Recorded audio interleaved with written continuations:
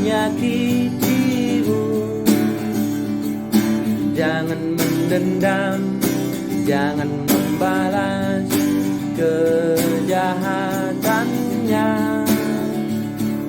agar Tuhan mengampunimu dan memaafkanmu.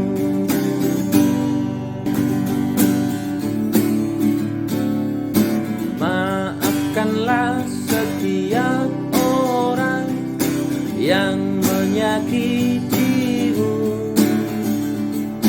Jangan mendendam, jangan membalas kejahatan.